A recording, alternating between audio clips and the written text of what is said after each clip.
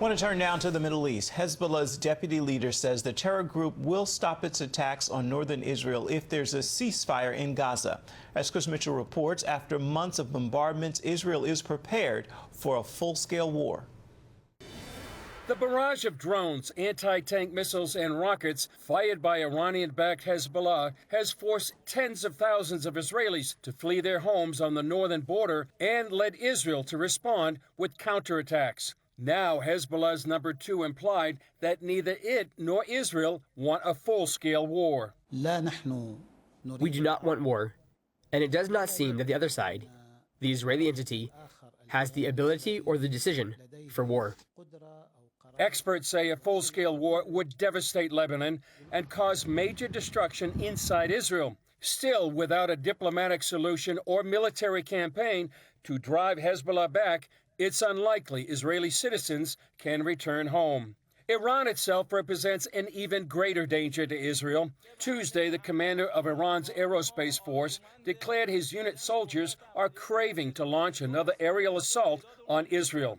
The first happened on April 13th, when Iran launched close to 350 projectiles against the Jewish state. Israel and an allied force, including the U.S., France, the U.K., and Jordan, shot down nearly 99% of those weapons. Chris Mitchell joins us now from Jerusalem. So, Chris, what is Israel doing to prepare for a war with Hezbollah? Well, first of all, Ephraim, they're conducting extensive drills on the border, simulating what combat would be with Hezbollah. Hezbollah in southern Lebanon, it's far different terrain than Gaza, so they have specialized units for urban warfare and also tunnel combat. Believe it or not, Hezbollah has maybe a more extensive tunnel work than Hamas did. And right now they have about 3 divisions on the border in preparations for a possible ground offensive. They also, Ephraim, have missile defense system, the Iron Dome, David Sling.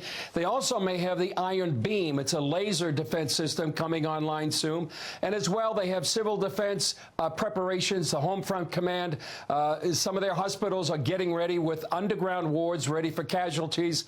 And on the diplomatic front, working to get international support for an offensive. And then, you know, you have a number of countries, including the U.S. and U.K., actually issuing travel advisories not to go to Lebanon.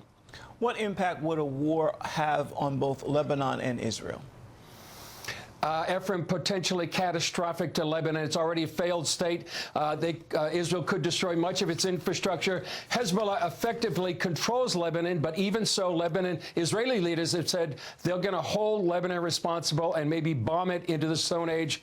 For Israel, it could be devastating, too. Hezbollah's arsenal can reach all of Israel. They can hit infrastructure like power plants and military sites and civilian areas as well. But one reason a war may happen is because they can't endure tens of thousands of Israelis, refugees in their own countries. And Ephraim, that's why it's so important for many people around the world to be praying for Israel and the peace of Jerusalem.